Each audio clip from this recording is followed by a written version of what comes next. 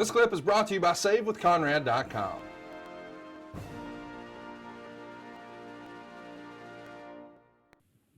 Let's get to the event itself. You show up to No Way Out in a limousine and you say you're not worried about The Rock. He should be worried about beating you after the beating you gave him. You didn't show up in limousines back in the day a lot. It felt like this was usually reserved for Mr. McMahon or the NWO or something like that. What'd you think of that creative? The champ shows up in a limo. I think they wanted me to look like a bigger star. The company gets me a limo and I drive up with the limo and, it was just status, show that the WWE champion drives in a limo. I think that was the point they were trying to make.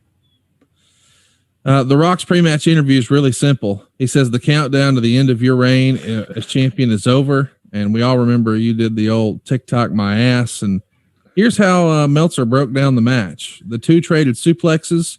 Rock got the sharpshooter on, and Angle sold it great, getting to the ropes. Angle also used an ankle lock as his new submission. Rock sold the ankle, taking a bump over the top rope.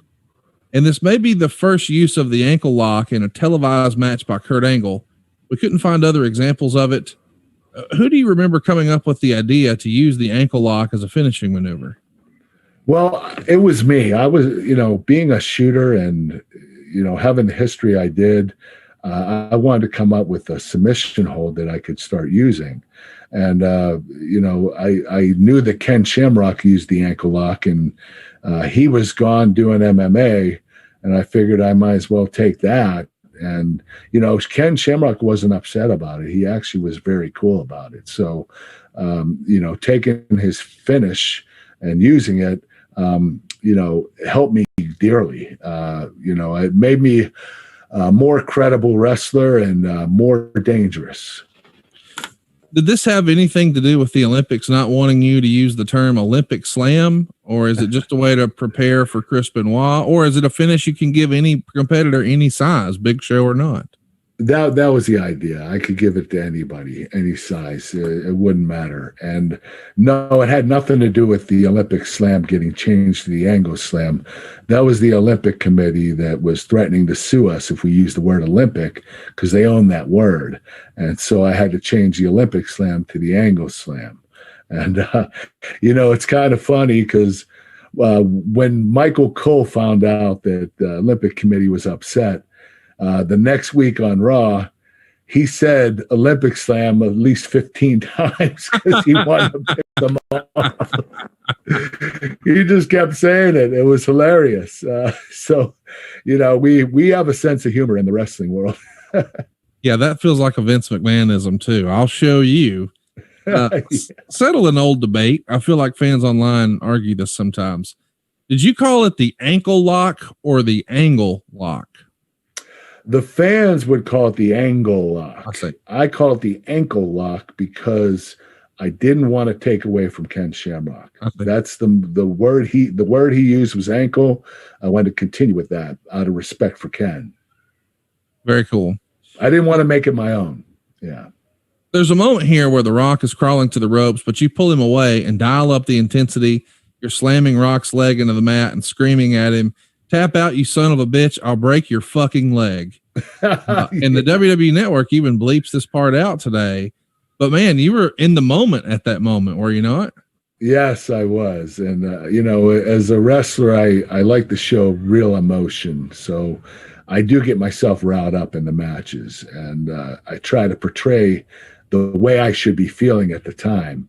And, Rock was a great person to do it with because he sold better than anybody. And, that moment right there was crazy because, thank God it was on pay-per-view.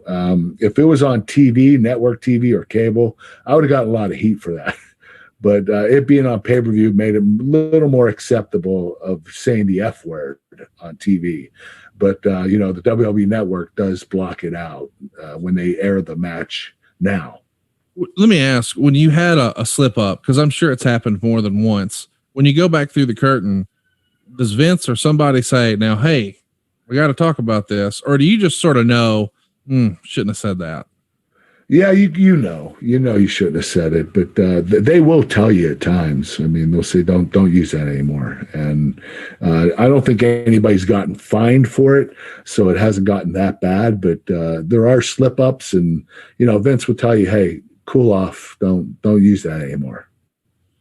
Meltzer would continue. In an attempt to ruin a great match, Big Show came out and chokeslammed the referee Mike Chioda as well as Rock and Angle, and then walked off. Angle had Rock pinned. Tim White and Earl Hebner were helping Chioda off, and Hebner was carrying Chioda off, saw a pin attempt, and ran in the ring, causing Chioda to fall down on the ground. In a different match, it would have been hilarious. I laughed, but it also took the edge off of the match for a few minutes. That's Meltzer's take. You've seen this match since it happened. What do you think about that assessment? I didn't have a problem with that spot. I thought that, I thought it being funny. Maybe it wasn't the right time in the match to do it because, we're going to have a false finish there. But I didn't have a problem with it. I thought it added to the match. I know that you want to take things a little more seriously during the finish, but, anything that's entertaining is good. And I thought Earl, dropping Chioda and running in the ring to do the count was hilarious. Meltzer goes on to say, they continued with near falls and near submissions. Angle kicked out of the people's elbow. Angle undid the padding on the turnbuckle and rammed Rock into it, then hit the Olympic slam for a near fall. Angle missed the charge and hit the exposed metal buckle, and Rock gave him a rock bottom for a near fall. Angle never really kicked out, but the ref had to hold up the count, which was kind of weird, but they announced he had kicked out. Something was majorly screwed up here. Apparently Hebner not realizing that was the finish. So Rock went right back to the rock bottom for a second time for the pin. Boy, there's a lot to unpack there. Let's start with the turnbuckle spot. Jim Ross famously told us that was a hallmark of Pat Patterson. He liked to use that in a lot of finishes. Was Pat Patterson the agent for this match? Yes, Pat Patterson was the agent, and who's his idea to take the turnbuckle off. Pat was so clever with different spots and making the match more meaningful. He was the best agent I've ever worked with. Tell me about the finish. Supposedly Hebner didn't realize that was the finish and didn't want to count three. What do you remember happening here? Why was this a snafu? Well, I distinctly remember that Earl probably thought that was the first rock bottom. I believe we hit a rock bottom earlier in the match, and Earl forgot. So the finish was supposed to be the second rock bottom, and Earl thought the second one was the first. I got you. So that's why he hesitated on the count.